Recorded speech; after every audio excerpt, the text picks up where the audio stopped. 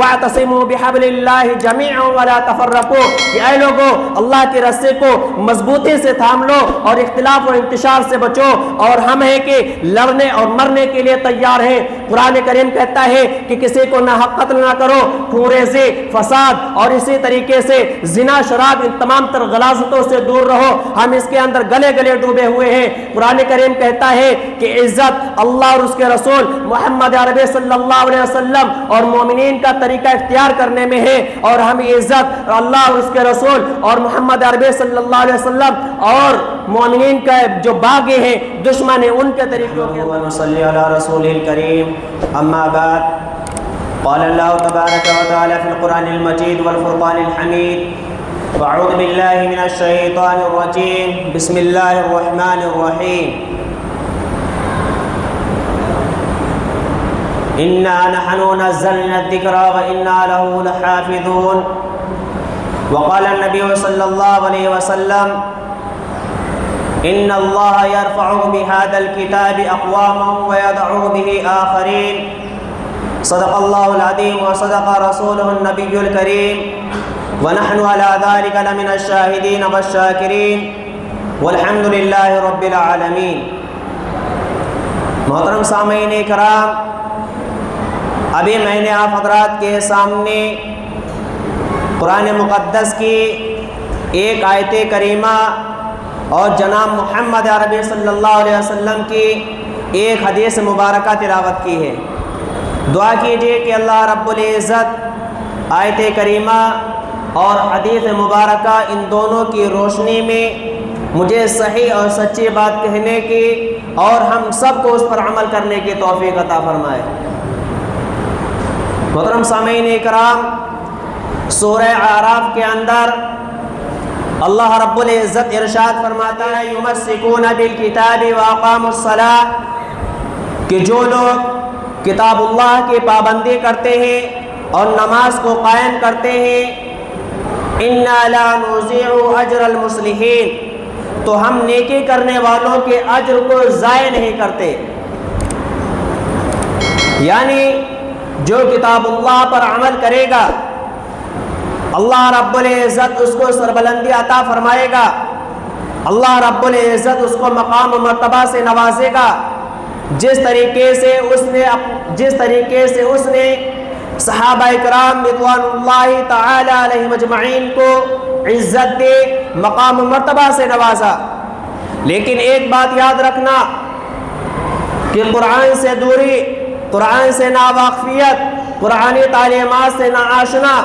خواہ وہ اسلام کا نام لیتے ہوں، وہ عزت و وقار، مقام و مرتبہ اور شرف و اختیار کے ذرہ برابر حقدار نہیں۔ آج ہمارے سوسائٹی کے اندر، آج ہمارے معاشرے کے اندر نہ جانے کتنے ایسے مسلمان ملیں گے جنہیں نازلہ خواہ پڑھنا نہیں آتا۔ یہ ہم مسلمانوں کے لیے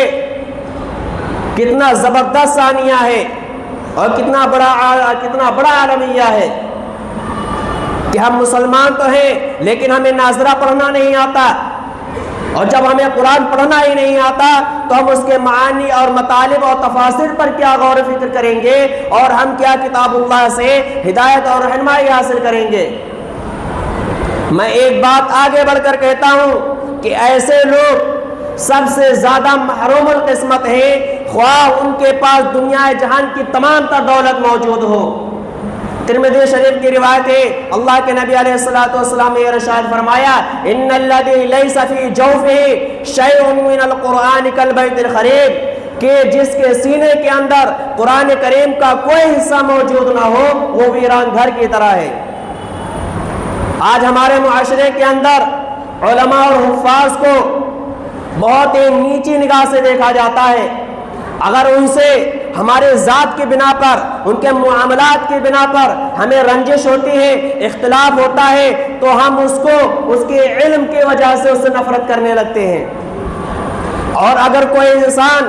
علماء سے، حفاظ سے اس طور پر حسد کرتا ہے، جلن کرتا ہے کہ وہ عالم دین ہے، حافظ قرآن ہے، تو ایسا کرنا وہ حرام ہے۔ انسان کو اس کی ذات سے اختلاف ہو سکتا ہے، اس کے معاملات سے اختلاف ہو سکتا ہے، لیکن اگر کوئی انسان حافظ قرآن کے، عالم دین کے صرف اس بنا پر عزت کرتا ہے، اس کا ادب اور احترام کرتا ہے کہ اس کے اندر اللہ رب العزت کا کلام موجود ہے، اس کے سینے کے اندر رسول اللہ صلی اللہ علیہ وسلم کی احادیث موجود ہے، تو میں منبر رسول پر کھڑا ہو کر کہتا ہوں کہ اس کو اللہ رب العزت مقام و مرتبہ سے نوازے گا، اللہ رب العزت اسے دنیا کے اندر بھی کامیابی دے گا، اللہ رب العزت اسے آخرت کے اندر بھی کامیابی دے گا۔ میرے محترم بزرگوں اور دوستو، قرآن کریم ایک ایسی کتاب ہے جس کا ایک حرف پڑھنے پر 10 نیکیاں ملتی ہیں۔ الف لام میم 3 حروف ہیں، اگر انسان یہ پڑھے تو اس کو 30 نیکیاں ملتی ہیں۔ اور اگر کوئی انسان قرآن کریم کے اندر حامان ہے، شداد ہے، شیطان ہے، یہ تمام تر حروف ہیں، اگر کوئی انسان قرآن پڑھتے ہوئے شیطان پڑھتا ہے تو اس پر اس کو 50 نیکیاں ملیں گی، کیونکہ شیطان کے اندر 5 حروف ہیں اور ایک حرف کے اوپر 10 نیکیاں ملتی ہیں۔ لیکن اس کا مطلب یہ نہیں کہ کوئی انسان اس کا ذکر کرنے لگے۔ ہاں، جب قرآن کے اندر پڑھا جائے گا، اس کے اندر ابو لہب کا نام ہے، فرعون کا نام ہے، اگر قرآن پڑھتا ہوا کوئی انسان جو ہے اور اس کا نام گزرتا ہے، اس کو پڑھتا ہے تو اس پر بھی نیکیاں ملتی ہیں۔ قرآن مقدس ایک ایسی کتاب ہے کہ جس کا چھونا بھی عبادت، جس کا پڑھنا بھی عبادت، جس کا پڑھانا بھی عبادت، جس کا سنانا بھی عبادت اور جس کا سننا بھی عبادت، اور جس کے اندر یہ قرآن کریم موجود ہو اس کی عزت کرنا، اس کا ادب اور احترام کرنا، یہ بھی ثواب سے خالی نہیں۔ میرے محترم بزرگوں اور دوستو، مسلم شریف کی روایت ہے، اللہ کے نبی علیہ الصلوۃ والسلام نے ارشاد فرمایا، ان اللہ یرفع بہذا الکتاب اقواما ویضع بہ آخرین، کہ اللہ رب العزت اس قرآن مقدس کی وجہ سے کچھ لوگوں کو اوپر اٹھاتا ہے اور اس قرآن مقدس کی وجہ سے کچھ لوگوں کو نیچے گراتا ہے۔ امیر المومنین خلیفہ دوم حضرت عمر بن خطاب رضی اللہ عنہ، آپ صلی اللہ علیہ وسلم کو نعوذ باللہ قتل کرنے کی غرض سے نکلے، لیکن راستے میں انہیں خبر دی گئی کہ جائیے پہلے اپنے بہن اور بہنوئی کی خبر لیجئے۔ وہ پہنچے، قرآن کریم کی تلاوت ہو رہے تھے، اور یہ تفصیلی واقعہ اس کے بعد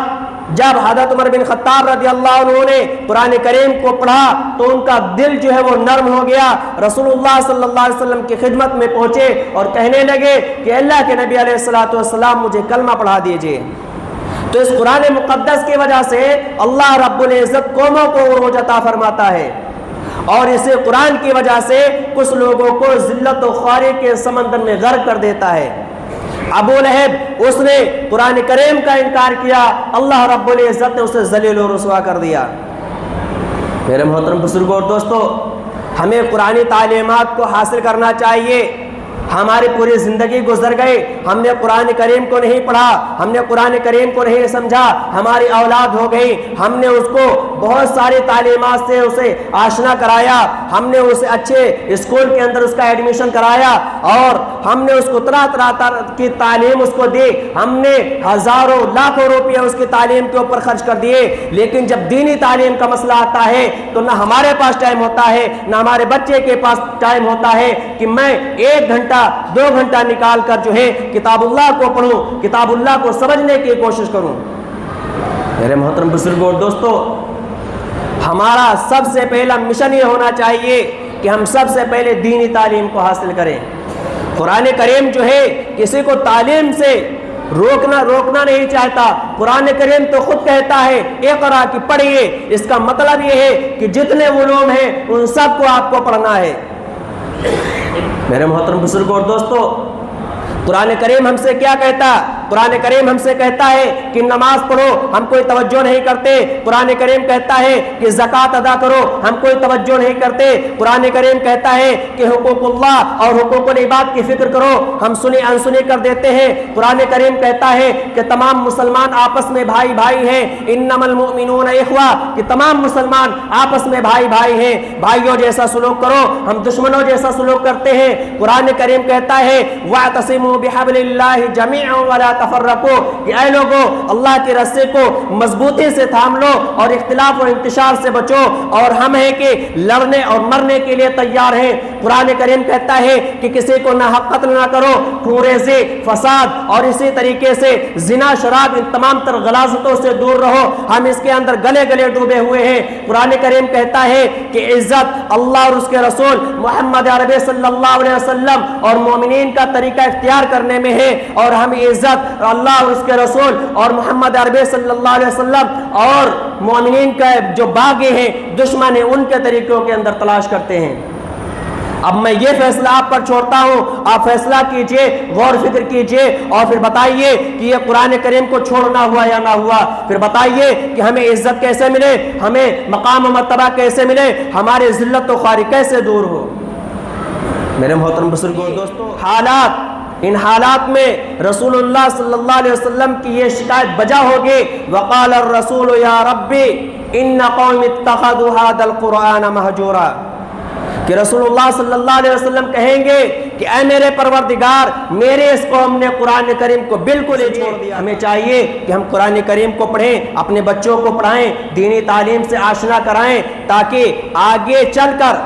جو اور نسلیں آنے والی ہیں ان کے اندر جو ہے وہ اسلامی طاقت آئے اور وہ دین پر عمل کر سکیں۔